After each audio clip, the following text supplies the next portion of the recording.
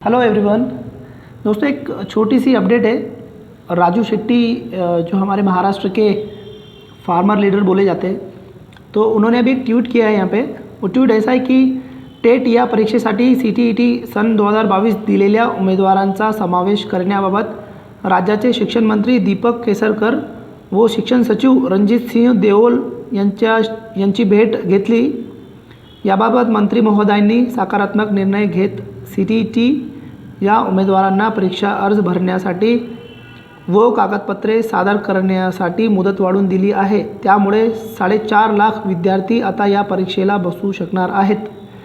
तो इसका मतलब ये है कि जो राजू शेट्टी है, इन्होंने मुख्यमंत्री और एजुकेशन मिनिस्ट्री केसरकर और जो सेक्रेटरी है, एजुकेशन सेक्रेटरी है, उनसे मुलाकात की और उन्हें कहा कि जो बहुत सारे बच्चे हैं महाराष्ट्र में जिन्होंने अभी CTET के एग्ज़ाम दिया है जनवरी में, और उसकी रिज़ल्ट कुछ दिनों में आने वाला है, मतलब 1 महीने के आसपास लगेगा।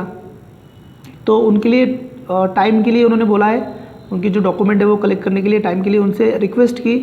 तो जो एजुकेशन मिनिस्टर है उन्होंने पॉजिटिव रिस्पांस दिया है, और जिस तरह उन्होंने लिखा है कि परीक्षा से में बैठ सकते हैं, उसके हिसाब से ऐसा लग रहा है कि जो CTET अभी जिसने दी है वो सारे बच्चे, उनको चांस मिल सकता है। तो ये ट्वीट अभी मतलब ऑफिशियली गवर्नमेंट की तरफ से नहीं किया गया है, ये राजू शेट्टी की तरफ से किया गया है। तो इसकी मतलब ऑथेंटिसिटी हमें तभी समझेंगे जब गवर्नमेंट ऑफिशियली कुछ डिसीजन लेगी। ठीक है, तो अभी जिन बच्चों ने CTET के अभी एग्ज़ाम दिए हैं और वो वेट एंड वॉच पे है, मतलब वेट एंड वॉच पे तो उनको रहना ही है, तो आप 2 दिन और रुक सकते हैं, इंतज़ार कर सकते हैं, क्योंकि 2 दिन में से 1 दिन और रुकना पड़ेगा। कुछ ना कुछ आएगा सामने तो क्लेरिफिकेशन हो जाएगा। और एक ख़ास बात, बहुत सारे बच्चों ने ना फॉर्म भर दिया है वहाँ पर APR बताकर, और कुछ अपनी मतलब एक अप्रोप्रिएट उन्होंने मार्क्स डालने की भी कोशिश की। ऐसे भी कुछ स्टूडेंट होंगे शायद, तो वो लोग को अगर चांस मिलेगा तो वो भी अपना फॉर्म फिर से अपडेट कर सकेंगे।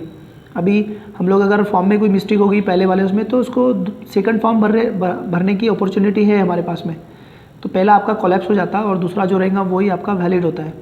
तो मेरे हिसाब से जो CTET के जो बच्चे हैं जितने भी महाराष्ट्र के, तो वो होल्ड कीजिए, शायद कुछ पॉजिटिव हमारे पास निकल के आए। जैसे कुछ पॉजिटिव निर्णय आएगा या फिर ऑफिशियली कुछ अनाउंस होगा ना, तो जाहिर है आप तक पहुँचेंगे ही। मैं खुद आप तक पहुँचाने की कोशिश करूँगा, या फिर और भी बहुत सारे लोग अच्छा काम कर रहे हैं तो वो भी पहुँचाने की कोशिश करेंगे। तो आप बने रहिए और वेट एंड वॉच करिए। मिलते हैं हम नेक्स्ट वीडियो में, तब तक के लिए ख्याल रखिए। All the best, bye bye.